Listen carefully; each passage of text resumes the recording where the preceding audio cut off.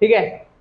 देखो बेटा, एक बात को हमेशा याद रखना कि HUF को याद करने के लिए जो बेसिकली एक इसके ओनर होते हैं उनका नाम होता है कर्ता,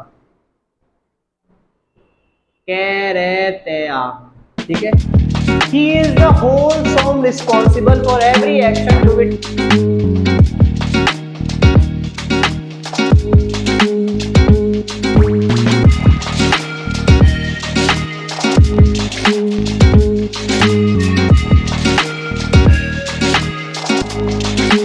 Guys, welcome to the new chapter and the new class of Asta and Education. ठीक है, and Crunch with Asta.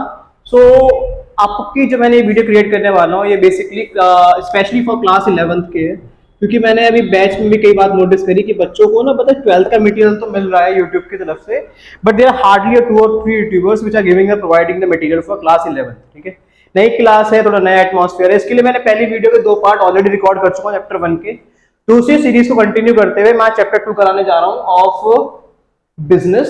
ठीक है, बिजनेस को करते हुए so let's start. My name is Aryan Bhatnagar and in this video we will cover the chapter 2 the forms of business. ठीक है, chapter 2 of business study. आपको भी बुक रेफर कर रहे हो उससे कोई मतलब नहीं है। ठीक है, so only thing which I always say कि हमेशा याद रखना कि हम इस वीडियो के तहत मतलब इस वीडियो से मेरा सिर्फ एक ही मोटिव है, ठीक है, ताकि मैं आपको बेहतर से बेहतर एजुकेशन प्रोवाइड करा सकूं, साथ में एक quality plus without any fees आपको प्रोवाइड कर सकूं। अगर मुझे आपको फीस पे करनी है तो हमारे चैनल को सब्सक्राइब कर लेना and share to maximum of your students and your friends. ठीक है, सो स्टार्ट। ठीक है बेटा, चैप्टर 2 का नाम है फॉर्म्स ऑफ बिजनेस। ठीक है, इससे पहले हम सब ने ऑलरेडी बिजनेस के बारे में हम पढ़ चुके थे कि भैया बिजनेस क्या होता है, बिजनेस कैसे काम करता है। ठीक है, बिजनेस कोई भी एक ऐसी एक्टिविटी है जिसका मेन अर्निंग है कोई भी क्या कमाना, प्रॉफिट कमाना। ठीक है, दोबारा बताया तो हम बिजनेस कोई भी एक ऐसी एक्टिविटी है जिसका सिर्फ एक ही कार्य है with the main motive of earning profit. ठीक है, इसके तहत ही कोई भी बिजनेस अपना काम करता है। ठीक है, मैं एक पान की दुकान खोल के बैठ जाऊं तो मेरा क्या महत्व होगा कि I need to earn maximum amount of profit with this business.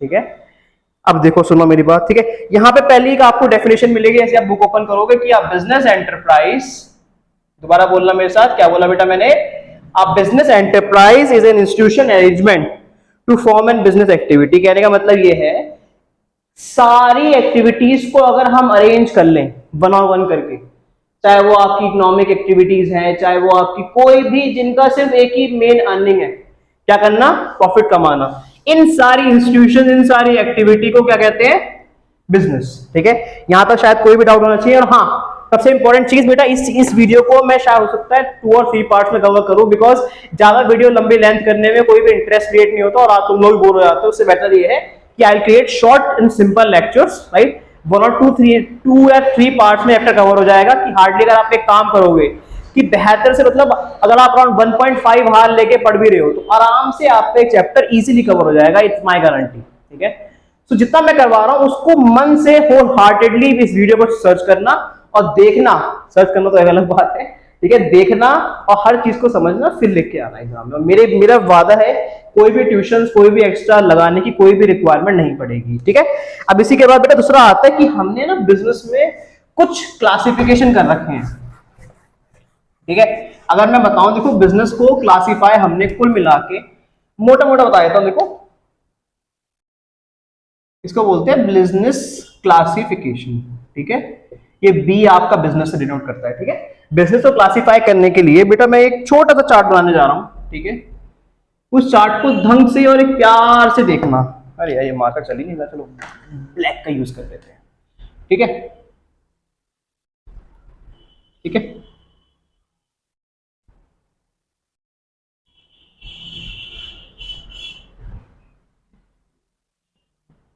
पहले में आता है बेटा आपके पास प्राइवेट एंटरप्राइज।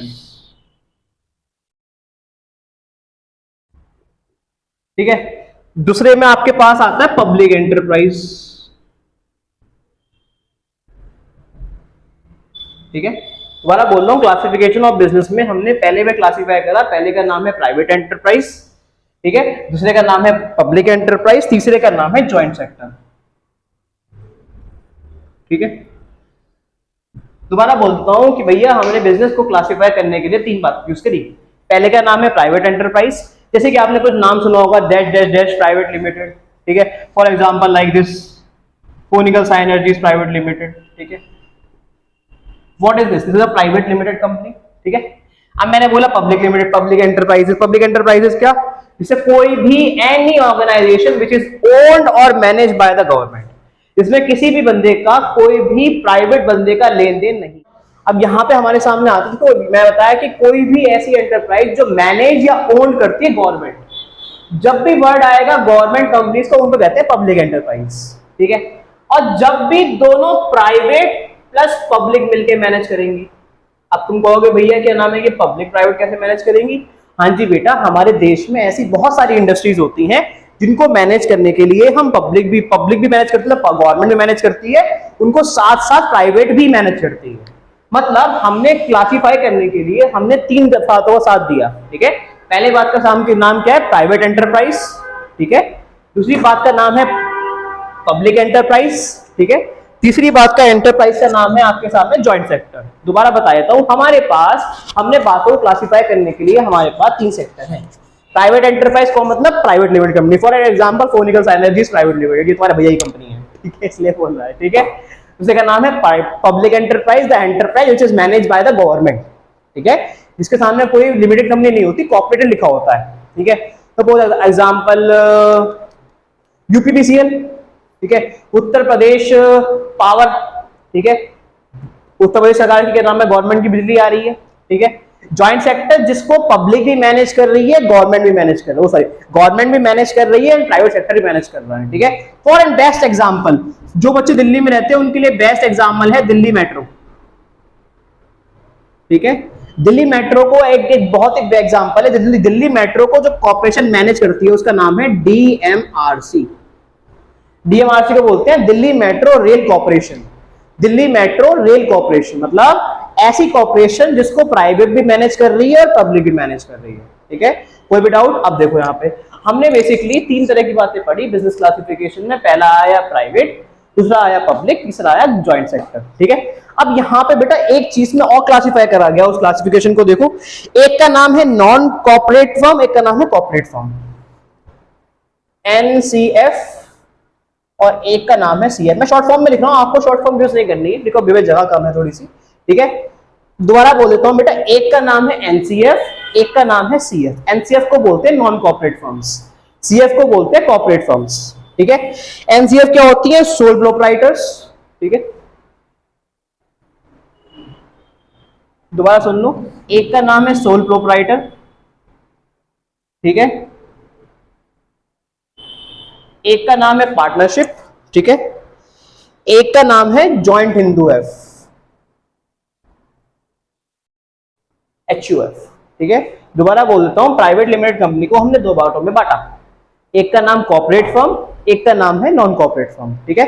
कॉर्पोरेट फर्म में वो वाली बातें आती हैं जैसे कि आपकी कॉपरेटिव सोसाइटी, ठीक है, आपने कई बार जगह सुना होगा अपार्टमेंट्स होते हैं, उनकी कॉपरेटिव हाउसिंग सोसाइटी होती है, ठीक है, उनको बोलते हैं कॉपरेटिव सोसाइटीज, ठीक है। दूसरे में आता है बेटा joint stock company, yes, joint stock company भी है, वो भी आपकी कॉर्पोरेट फर्म में आती है, ठीक है। दोबारा बोल देता हूं बेटा, हमने इस चार्ट को बहुत अच्छे से रिवाइज कर लेना, चाहे तो बस स्क्रीनशॉट भी ले लेना। पहला आया प्राइवेट एंटरप्राइज, ठीक है, दूसरा आया आपका पब्लिक एंटरप्राइज, तीसरा आया आपका जॉइंट सेक्टर, ठीक है। प्राइवेट एंटरप्राइज में वो एंटरप्राइजेज आती हैं जिसका ओन्ड और manufacturing by the private sector, for example phonical synergies private limited, owned and managed by the government sectors, ठीक है।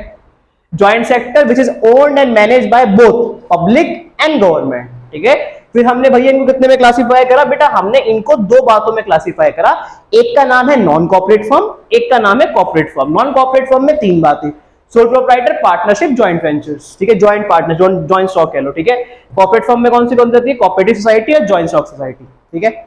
ये आपका एक नॉर्मल सा क्लासिफिकेशन है जिसके ऊपर हम बात करने जा रहे हैं, ठीक है। मतलब आपको एक चैप्टर का समराइज समझ में आएगा कि इस चैप्टर में हम क्या क्या पढ़ेंगे, ठीक है। यहां पे एक टाइप्स भी दे रखा है, टाइप्स में बेटा ये दे रखा है कि डिपार्टमेंटल अंडरटेकिंग, ठीक है।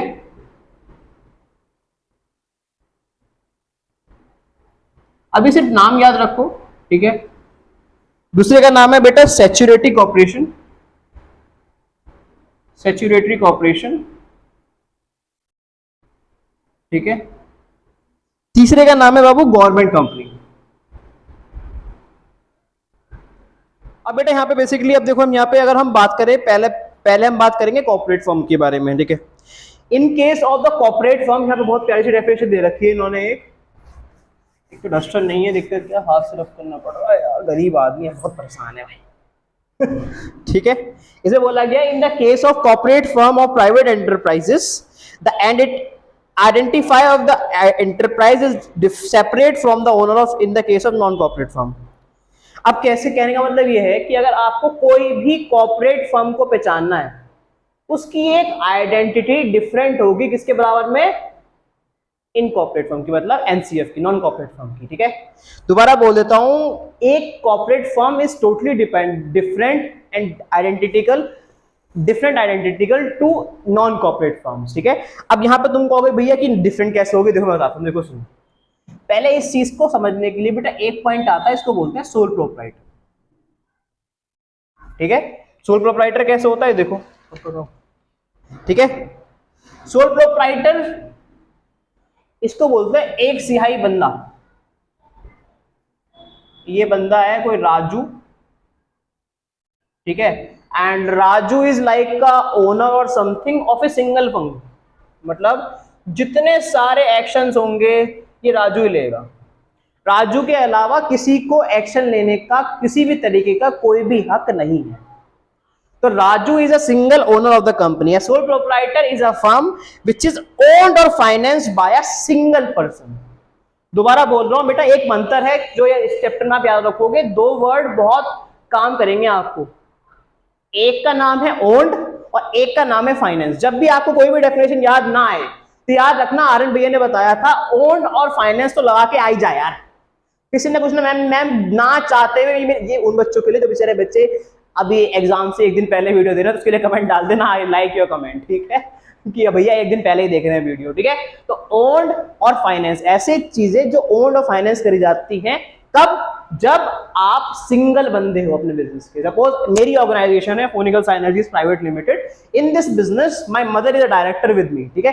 वो केस थोड़ा डिफरेंट है, बट अगर मैं इसी बिजनेस का सोल डायरेक्टर होता, 100% शेयर मेरे पास, I am the single owner, तो मैं क्या कहूंगा बेटा उसको, सोल प्रोप्राइटर।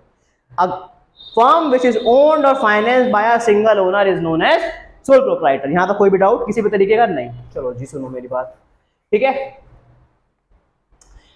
सुनो जी, ठीक है। और दूसरी चीज, अगर साथ साथ नोट्स बना सको तो नोट्स बनाते रहना, ये आपको ही बेनिफिट होंगे, ठीक है। अब तुम ये देख रहे हो मैं बाबा ऐसे को दे रहा हूँ, दिक्कत क्या है, माइक में दिक्कत चल रही है बहुत, पता नहीं बीच बंद हो जाता है, ठीक है। इस चक्कर में 2 वीडियो खराब हो गई मेरी। सुनो, ठीक है। अब फीचर्स की बात करें, देखो फीचर्स में पहला क्या आता है बेटा, सिंगल ओनरशिप। कॉमन सी बात है, सिंगल बंदा है, सिंगल बंदे काम करेगा तो ओनरशिप कैसी होगी, सिंगल ओनरशिप, ठीक है लल्ला। अब मैं दूसरी बात करूं, दूसरे का मतलब होता है, अच्छा कंट्रोल कौन करेगा यहाँ पे, दूसरा मैं तुमसे पूछूं कि बेटा इसे कंट्रोल कौन करेगा, तो बोलोगे कि भैया कंट्रोल आप ही करोगे, you are the single owner of this business. क्या बोलोगे, control of this business is only with the single owner, ठीक है जी। अच्छा क्या इसकी कोई भी सेपरेट लीगल एंटिटी होगी,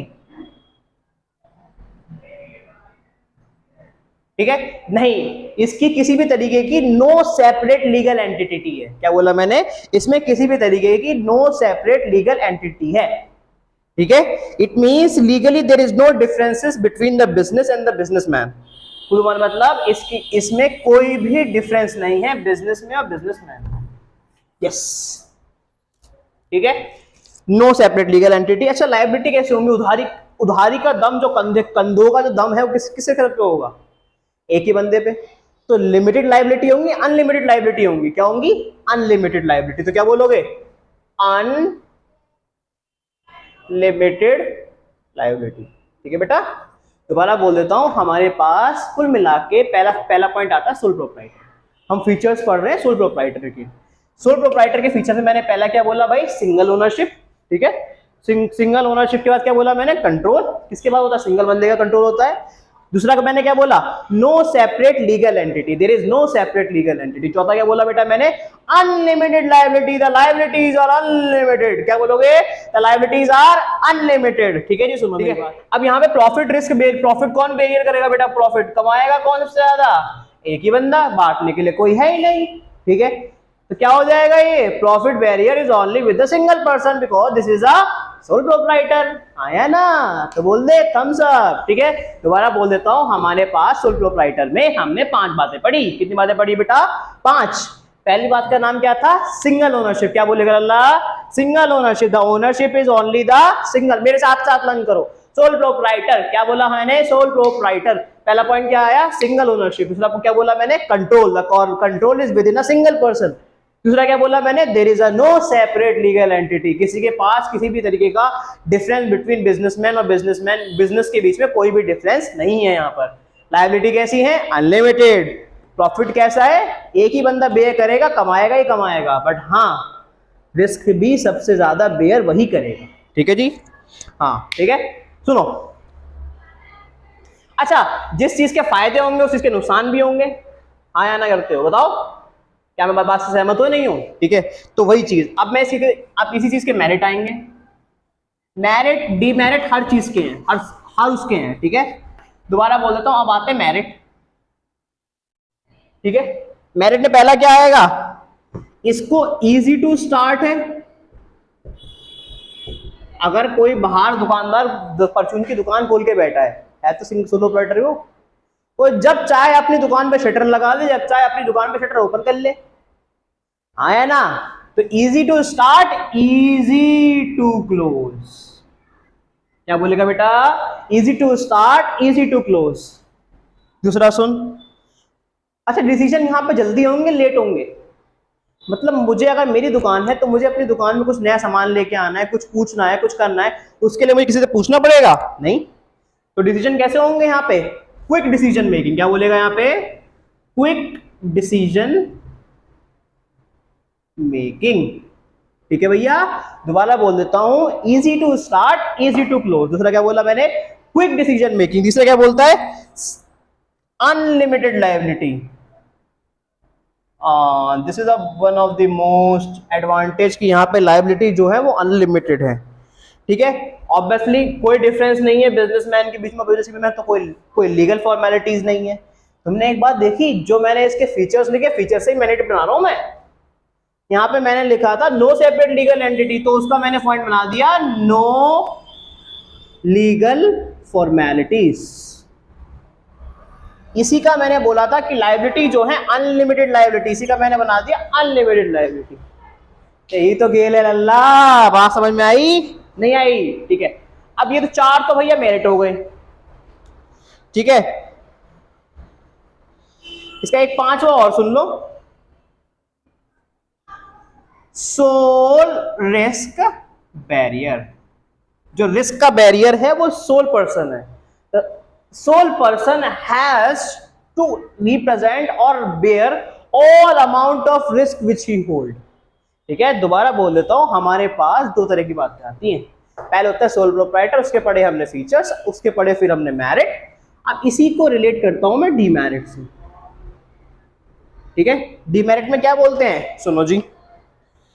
डीमेरिट में पहला आ रहा है बेटा लिमिटेड। अच्छा, अगर मुझे अकेले ने बिजनेस खोलना है तो मुझे बहुत ज्यादा फंड्स की रिक्वायरमेंट होगी, ठीक है। ऐसे मैंने अपनी कंपनी स्टार्ट करी तो मुझे बहुत फंड्स की रिक्वायरमेंट है, कोई दे रहा है फंड मुझे इन्वेस्ट कर रहा है कोई मेरी कंपनी में, ठीक है। तो ऑल वेलकम है, ठीक है, मेल कर देना मुझे, मैं पक्का तैयार हूं, ठीक है। मजाक कर रहा हूं, ठीक है। पहला आता है लिमिटेड फाइनेंशियल रिसोर्सेस। की फाइनेंशियल रिसोर्सेस का मतलब होता है पैसे का अरेंजमेंट करना, कि हम किस तरीके से फाइनेंस को अरेंज कर सकते हैं, ठीक है। दूसरा पॉइंट आता है भैया unlimited liability. Liabilities are unlimited, this is a point of like a merit also, this is a point of liability. Common सी बात है भाई, बहुत ही ज्यादा लायबिलिटी हो जाएंगे तो दिक्कत हो जाएंगी, हाँ या ना। तीसरा पॉइंट बोलता है बेटा अनसर्टिनिटी ऑफ द लाइफ। भगवान ना करे, देखो जीवन मरण हमारे हाथ में नहीं होता, ऊपर वाले के हाथ में होता है। सोल प्रोप्राइटर लुढ़क गया, फिर बिजनेस को कौन संभालेगा? कोई भी नहीं, बिजनेस इज ब्लैंक। तो अनसर्टिनिटी ऑफ अ लाइफ, क्या बोलते हैं इसको? Uncertainty of life. ठीक है, चौथा पॉइंट क्या बोला है बेटा? चौथा पॉइंट ये बोला कि लिमिट स्कोप ऑफ एक्सपेंशन। आपने जब तक जितनी भी कुल मिला के रिलायंस इंडस्ट्रीज देखे होंगी, अदानी देखी होगी, ठीक है, ये सिर्फ एक बंदे के काम नहीं है, the whole country is involve in कहीं ना कहीं। ठीक है, मैं कहूं कि कोई भी एक, देखो किस्मत का खेल भी है, कोई सिंगल बंदा था, उसने अपनी कंपनी चालू करी, उसकी कंपनी बहुत बढ़ गई, तो it's a very good thing. But कभी भी कोई कंपनी जो होती है वो ज्यादा एक्सपेंड करने के लिए अपने साथ लोगों को लेके चलती है, वो सिंगल बंदे की बस की नहीं है काम करना उसका। ठीक है, दोबारा बताया था, लिमिटेड स्कोप ऑफ एक्सपेंशन, क्या बोलते हैं इसको? Limited scope of expansion. कोई भी डाउट यहां तक? ठीक है, अब देखो सुनो, ये तो सारी बातें हो गई भैया मेरी सोल प्रोप्राइटर के बारे में, मेरिट हो गए इसके, डीमेरिट हो गए। दोबारा बता देता हूं डीमेरिट के बारे में कि बेटा यहाँ पर हमारे पास लैक ऑफ फाइनेंशियल रिसोर्सेज होते हैं। ठीक है, दूसरा हमारे पास अनलिमिटेड लाइबिलिटीज होती हैं। ठीक है, अनसर्टिनिटी ऑफ अ लाइफ, मतलब यहाँ पे जो लाइफ की अनसर्टिनिटी है वो अनसर्टेन है। ठीक है, चौथा आता है लिमिटेड स्कोप ऑफ एक्सपेंशन, जिसको जितनी हम अपने बिजनेस को एक्सपेंड कर सकते हैं उसका जो स्कोप है वो बहुत मतलब लिमिटेड है। You can be limited exposure expansion, मतलब बिजनेस को।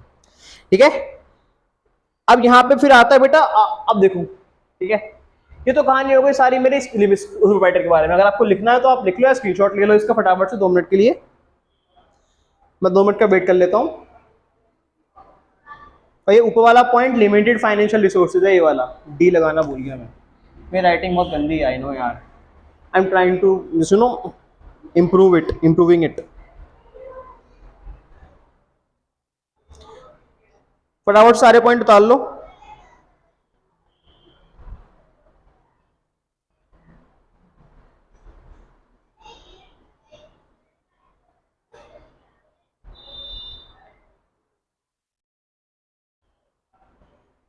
ठीक है, single ownership, control, no separate legal entity and unlimited entity. ठीक है, प्रॉफिट बैरियर्स। ठीक है, easy to start, easy to close. फिर आता है quick decision making, unlimited liability, no legal formalities, solo risk barriers. ठीक है, ये मिटो तो सारा, कोई दिक्कत यहां तक? ठीक है जी, मिटो। अब यहां पे जो दूसरा पॉइंट आ रहा है कि हमारे सामने बेटा, वो देखो,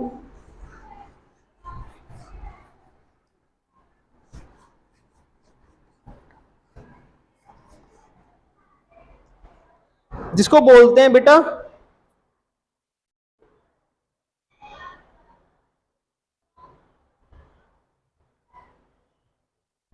जॉइंट हिंदू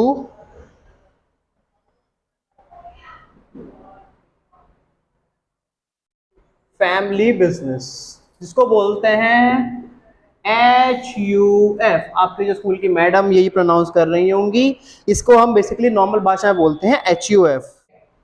देखो बेटा, एक बात को हमेशा रखना कि HUF को याद करने के लिए जो बेसिकली एक इसके ओनर होते हैं उनका नाम होता है कर्ता,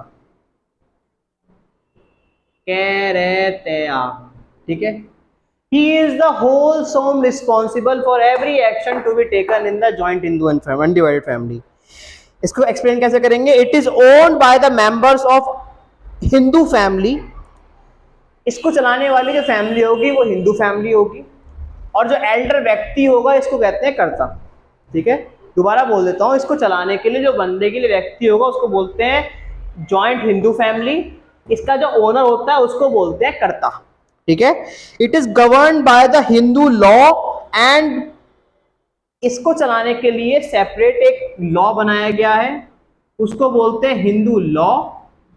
ठीक है, and the basic of membership is birth in a particular family, और उस बंदे का स्पेशली बर्थ इस फैमिली में होना बहुत जरूरी है। ठीक है, मैंने बहुत ही गंदा रावण बनाया तो उसे देख के हंसना मत। ठीक है, मुझे खुद हंसी आ रही है। ठीक है, दोबारा बोल देता हूँ, इसका ओनर कौन होता है बेटा? कर्ता। ठीक है, कौन सी फैमिली होती है ये? हमेशा ये आपकी हिंदू फैमिली होती है। ठीक है जी, सुनो मेरी बात। अब बात कर लेते हैं इसके फीचर्स के बारे में। ठीक है। इसका बेटा पहला फीचर कहलाता है फॉर्मेशन, ठीक है। फॉर्मेशन जो होता है बेटा इसका, that at least 2 member in the family and some ancestral property to be inherited them, मतलब किसी तरीके की कोई भी एक प्रॉपर्टी जो उनको कहते हैं पूर्वजों से मिली है और 2 बंदे उसकी फैमिली के बिलोंग करने होने चाहिए। तो यही इसी तरीके से आपका HUF बनता है। दोबारा बोल देता हूँ, 2 एटलीस्ट बंदे उसी फैमिली से बिलोंग करने चाहिए और उसकी कुछ पूर्वजों की प्रॉपर्टी, एंसेस्टर प्रॉपर्टी उसके पास आनी चाहिए। दूसरा बोलते हैं बेटा लायबिलिटी। जो कर्ता की लायबिलिटी होती है दैट इज अनलिमिटेड। कर्ता की जो लायबिलिटी है वो लिमिटेड है, ठीक है। I am sorry, limited liability of कर्ता इज अनलिमिटेड, ठीक है। But all other members having a limited liability, ठीक है। जितना जिम्मेदारी है, कंधों पे बोझ है, वो कर्ता के ऊपर है, बाकी सारे बंदे मजे ले रहे हैं एक तरीके से, ठीक है। तीसरा आता है कंटिन्यूटी। क्या आता है? कंटिन्यूटी। कंटिन्यूटी मतलब होता है कि कितने ज्यादा हम the business is not affected by the death और इनकैपेसिटी ऑफ द कर्ता। कहने का मतलब है कि कर्ता अगर कोई एक्सपायर कर जाता है, कुछ भी हो जाता है, तो उससे बिजनेस में कोई इंपैक्ट नहीं पड़ेगा। जो ही बंदा सीनियर बंदा होगा फैमिली का, वो कर्ता बन जाएगा, ठीक है, मेल, ठीक है। अब यहां पे 5वां पॉइंट आता है माइनर मेंबर, ठीक है। A minor can also become a full fledge member of family member. Minor मतलब जो 18 साल से नीचे है, वो भी इस फैमिली का हिस्सा होगा। और अब यहाँ पे कई बार क्वेश्चन में शायद आपको एक क्वेश्चन मिलेगा, कैन माइनर बी द कर्ता ऑफ द फैमिली, ठीक है। क्या जिसकी जो एक माइनर सबसे बड़ा मेल बचा हुआ है घर में, बाकी सारे सबकी डेथ हो चुकी है या कुछ भी हो चुका है, ठीक है, क्या वो माइनर किसी भी प्रॉपर्टी का एक कर्ता बन सकता है या नहीं बन सकता? ये क्वेश्चन आता है, बहुत आता है, बताऊंगा उसका आंसर क्या होता है, ठीक है। 5 पॉइंट। पहला बोला मैंने फॉर्मेशन, दूसरा मैंने बोला कर्ता अनलिमिटेड, तीसरा मैंने बोला कंटिन्यूटी, चौथा मैंने बोला माइनर, ठीक है। अब आता है बेटा इसकी मेरिट्स, ठीक है। मेरिट से पहले पहले मैंने बोला कि बेटा इससे पहला आता है इफेक्टिव कंट्रोल। जो कंट्रोल है वो बहुत ज्यादा इफेक्टिव होता है, मतलब the karta can take all the decision related to the business very effectively, ठीक है। दूसरा पॉइंट क्या कहता है बेटा? दूसरा पॉइंट ये कहता है कि कंटिन्यूड बिजनेस एक्सिस्टेंस, मतलब बिजनेस को बंद करने का कोई भी किसी का भी कोई भी सोच नहीं है। अगर कर्ता का कुछ डेथ या कुछ भी अनसर्टेनिटी उसकी लाइफ में हो सकती है, तो उसके आने वाले कोई भी जो एल्डर मेल मेंबर होगा वो उस बिजनेस को अडॉप्ट कर लेगा और बिजनेस को आगे चलाता ही रहेगा। जो कहते हैं कंटिन्यूटी ऑफ बिजनेस एक्सिस्टेंस, ठीक है। तीसरा क्या आता है बेटा? लिमिटेड लायबिलिटी, मतलब कर्ता की तो अनलिमिटेड लायबिलिटी है, बट बाकी सारे मेंबर्स जो है उनकी सबकी अनलिमिटेड लायबिलिटी है, ठीक है। चौथा पॉइंट आता है सेक्रेसी, ठीक है। सेक्रेसी क्या होता है? Complete secrecy regarding business decision can be maintained by the, मतलब सीक्रेसी मतलब होता है, ठीक है। तो मतलब देखो कॉमन सी बात है कि फैमिली होगी, ठीक है, तो यहाँ पे लॉयल्टी पाई जाएगी, ईमानदारी पाई जाएगी, ठीक है। ईमानदारी होगी मतलब कहने की बात है भाई अपने छुरा गोदते हैं, वो तो एक अलग सेंटेंस है, ठीक है। बट यहाँ पे जो लॉयल्टी होती है वो काफी ज्यादा पाई जाती है, सब लोग आपस में कॉपरेशन में मिलकर काम करते हैं, ठीक है। दोबारा बोल देता हूँ, मेरिट से पहला आता है बेटा इफेक्टिव कंट्रोल, ठीक है। दूसरे में आता है continuity of the business existence. दोबारा बोल देता हूँ, पहला क्या आया? Effective control, continuity of the business existence. तीसरा क्या बोला मैंने? Limited liability. चौथा मैंने बोला सेक्रेसी। पांचवा मैंने बोला क्या? लॉयल्टी एंड कॉपरेशन, मतलब आपको कुल मिला के यहाँ पे लॉयल्टी मिलेगी और साथ के साथ कॉपरेशन मिलेगा, ठीक है। अब देखो सुनो, अब इसी के बेटा कुछ यहाँ पे लिमिटेशन आ जाएंगे, मतलब डीमेरिट समझ लो, ठीक है। डीमेरिट में बेटा पहला आता है कि यहाँ पे जो कैपिटल लगाई जाती है वो लिमिटेड है। लोग जो पैसा बिजनेस, फैमिली बिजनेस में पैसा लगाते हैं, that is a limited amount of capital. दूसरी अनलिमिटेड लायबिलिटी ऑफ अ कर्ता, कि भाई कर्ता की सारी जिम्मेदारी संभाले। जब बिजनेस पूरे परिवार का है तो सारे बिजनेस की जिम्मेदारी इक्वल कंधों पर आनी चाहिए, बट जिम्मेदार कौन बनता है सारी चीजों के लिए? अनलिमिटेड लायबिलिटी ऑफ कर्ता। ठीक है, तीसरा पॉइंट क्या आता है बेटा, डोमिनेंस ऑफ द कर्ता, मतलब कर्ता manage the business and sometimes he ignore the valuable advice of other.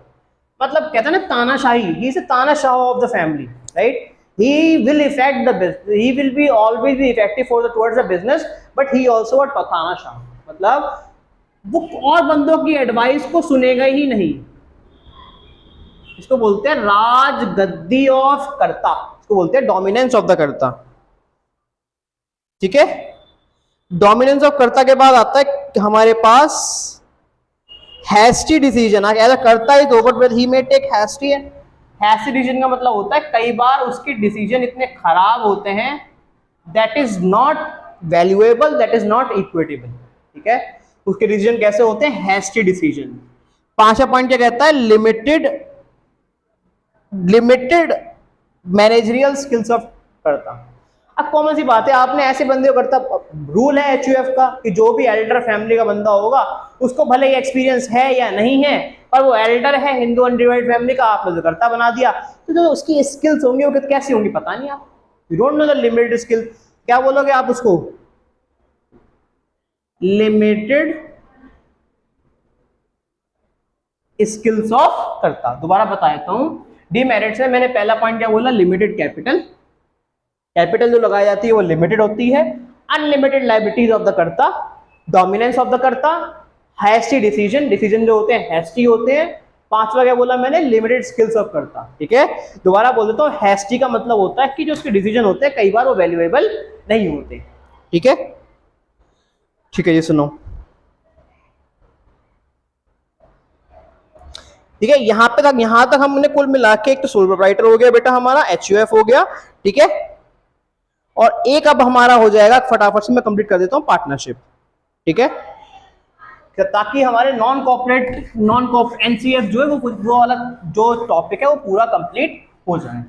ठीक है, ये बताया था मैंने, एनसीएफ में कुल मिला के 2-3 बातें होती है, चार्ट पढ़ा था हमने, जैसे कि एक तो होता है joint Hindu family, undivided family, sole proprietor और पार्टनरशिप। ठीक है, अभी हम पढ़ रहे हैं नॉन कॉर्पोरेट फर्म। कौन सी फर्म पढ़ रहे हैं बेटा हम, एनसीएफ। याद रखना ये टॉपिक की जो इस वाली वीडियो टॉपिक जो होने वाला है that is non corporate firm. ठीक है, अब आ रहा है बेटा मेरे सामने पार्टनरशिप। अच्छा, अब तक आपने पढ़ा होगा शायद, जो बच्चे 12th में हैं उनको तो खैर उनकी तो अलग ही बात है, उनके लिए हम अकाउंट्स में चैप्टर आता है पार्टनरशिप। ठीक है, देखो सुनो मेरी बात, पार्टनरशिप को डिफाइन करने के लिए हम ऐसे बोलते हैं कि partnership is a voluntary association. क्या बोलते हो, partnership is a voluntary association managed और controlled by agree on some jointly decision. मतलब हमने कोई भी ऐसा डिसीजन क्रिएट करा है जो जॉइंटली बनाया गया है, उसको मैं बोलता हूं एनसीएफ। एनसीएफ का मतलब क्या होता है, नॉन कॉर्पोरेट फर्म। क्या बोलते हैं उसको हम, नॉन कॉर्पोरेट फर्म, मतलब नॉन कॉर्पोरेट फर्म क्या होता है, पार्टनरशिप कहते हैं। क्या कहते हैं उसको, पार्टनरशिप। मतलब पार्टनरशिप में कुल मिला के कोई भी ऐसी तरीके की एक ऐसी डीलिंग जहां पे दो लोग साथ में बैठे। ठीक है, जब भी कोई दो बंदे साथ में बैठते हैं, मतलब साथ में बैठ के म्यूचुअली एग्री करते हैं कि हम साथ में बैठ के ये काम करेंगे, थोड़ा पैसा तू लगा, थोड़ा पैसा मैं लगाऊंगा। ठीक है, उसको हम बोलते हैं पार्टनरशिप। क्या बोलते हैं उसको हम, पार्टनरशिप। ठीक है, अगर मैं बात करूं देखो पार्टनरशिप के फीचर्स के बारे में, ठीक है, वही चलेगा, फीचर्स, मेरिट और डीमेरिट। ठीक है, ठीक है, फीचर्स की बात करूं देखो बेटा, 2 और मोर पर्सन होते हैं। ठीक है, अगर मैं बात करूं बैंकिंग बिजनेस में, तो उसमें जो लिमिटेड मतलब नंबर ऑफ पार्टनर होने चाहिए वो 10 होने चाहिए। नॉन बैंकिंग बिजनेस में लिमिटेड पार्टनर हो सकते हैं 20 तक। ठीक है, 2 और मोर पार्टनर्स। ठीक है, 10 इन बैंकिंग बिजनेस और 20 इन नॉन बैंकिंग बिजनेस। ठीक है, एग्रीमेंट बनाया जाता है दोनों के बीच में कि भाई हम इतना इतना एग्री करेंगे, इतना तो तेरा शेयर रहेगा, इतना मेरा शेयर रहेगा। ठीक है, जो हमने सोल प्रोवाइडर पढ़े थे उसके उल्टे फीचर्स हो जाएंगे। एक लॉफुल बिजनेस होगा, बिजनेस कैसा होगा, लॉफुल। ठीक है, ठीक है, डिसीजन मेकिंग दोनों के पास होगी। डिसीजन मेकिंग और कंट्रोल, ठीक है, वो दोनों के पास होगी। लायबिलिटी जो होगी बेटा कुल मिला के वो एक तरीके से लिमिटेड होगी, because both of the partners are equally liable for every decision they take, ठीक है। और हो सकता है there is a limited lack of continuity, मतलब कहते हैं मतलब कि सपोज अगर एक पार्टनर ने अगर बिजनेस करने से मना कर दिया तो कॉमन सी बात है दूसरे बंदे को बिजनेस छोड़ना पड़ेगा। छोड़ना मतलब उस पर सारी लायबिलिटी आ जाएगी। तो ऐसे कई सर्कमस्टांसेस में बिजनेस जो होते हैं वो बंद हो जाते हैं। दोबारा बोल देता हूं, 2 और मोर पार्टनर्स, पहला पॉइंट क्या कहता है, 2 और मोर पार्टनर्स, ठीक है। दूसरा पॉइंट क्या आता है, एग्रीमेंट। तीसरा पॉइंट क्या होता है, लॉफुल बिजनेस। चौथा पॉइंट क्या आता है, डिसीजन मेकिंग एंड कंट्रोल। पांचवा पॉइंट क्या होता है, लिमिटेड लायबिलिटी। छठा पॉइंट क्या होता है, लैक ऑफ कंटिन्यूटी। कोई भी डाउट यहां तक? अब इसके मेरिट्स क्या होते हैं? मेरिट्स क्या बोलता है पहला पॉइंट कि lack of easy of formation, ठीक है, इसको आप इजी फॉर्म कर सकते हो और इजी क्लोज कर सकते हो,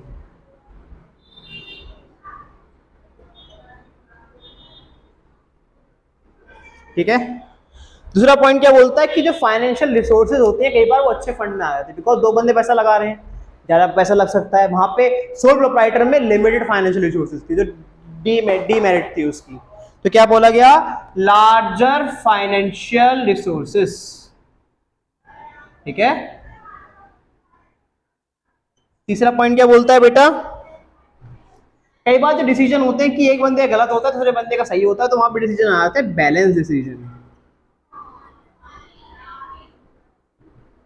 दोबारा बोल देता हूं, मेरिट में पहला आया बेटा इजी फॉर्मेशन एंड क्लोजर, दूसरा आया लार्जर फाइनेंशियल रिसोर्सेस, ठीक है। चौथा आता है बैलेंस डिसीजन, ठीक है, और पांचवा आता है सेक्रेसी,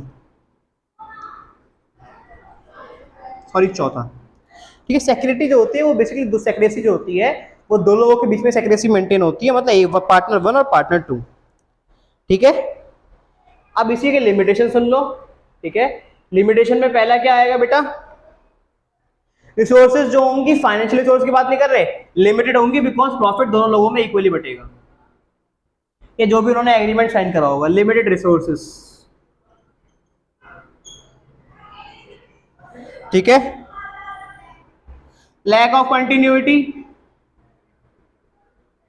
कंटिन्यूटी वाला पॉइंट यहां समझाया था कि कई बार क्या होता है बिजनेस को खोलने और बंद करने की बात आ जाती है, जहां पे एक जो पार्टनर होता है उसका मन बदल जाता है, वो पीछे हट जाता है, मुझे नहीं करना बिजनेस, ठीक है। ऐसे लोगों को शब्दों में कहते हैं दोगला, ठीक है, ठीक है। लैक ऑफ कंटिन्यूटी, ठीक है। तीसरा पॉइंट होता है कि भैया lack of public confidence, partnership do not are not required to publish their reports.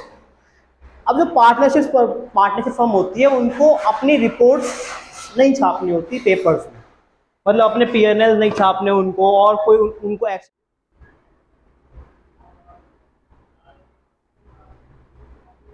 वही रीजन कि आपको यहाँ पर अपनी रिपोर्ट्स को पब्लिश करने की नीड नहीं है, और जब आप पब्लिक को रिपोर्ट शो नहीं करोगे तो वो आपके बिजनेस में काहे पैसा लगाएंगे।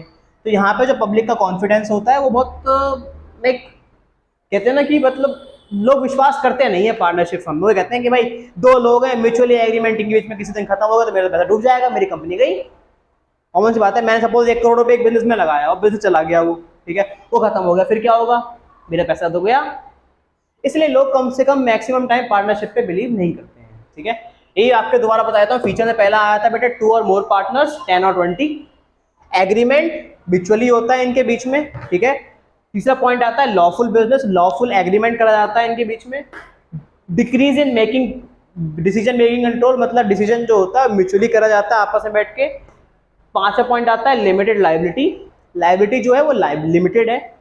छठा पॉइंट क्या आता है, लैक ऑफ कंटिन्यूटी, जो कंटिन्यूटी की जो बिजनेस को कंटिन्यूटी करने के लिए एक वो है वो बहुत लैक है, मतलब कहीं ना कहीं बिजनेस कहीं ना कहीं जाके स्टॉप हो ही जाता है, ठीक है। फिर आता है बेटा easy to form easy to close, ठीक है। लार्जर फाइनेंशियल रिसोर्सेज, ठीक है। बैलेंस डिसीजन होता है, डिसीजन जो होता है कई बार बैलेंस होता है और कई बार बहुत ही अनबैलेंस हो जाता है, ठीक है। सेक्रेसी मेंटेन करते हैं दोनों पार्टनर बिजनेस के बारे में, जो सीक्रेट्स मेंटेन है, ठीक है। डिमेरिट्स में क्या आता है, तीन ही डिमेरिट है। पहला आता है लिमिटेड रिसोर्सेस, ठीक है। दूसरा आता है लैक ऑफ कंटिन्यूटी, ठीक है। तीसरा आता है लैक ऑफ पब्लिक कॉन्फिडेंस, ठीक है। पब्लिक का जो कॉन्फिडेंस है वो पार्टनरशिप ग्रैब नहीं कर पाता।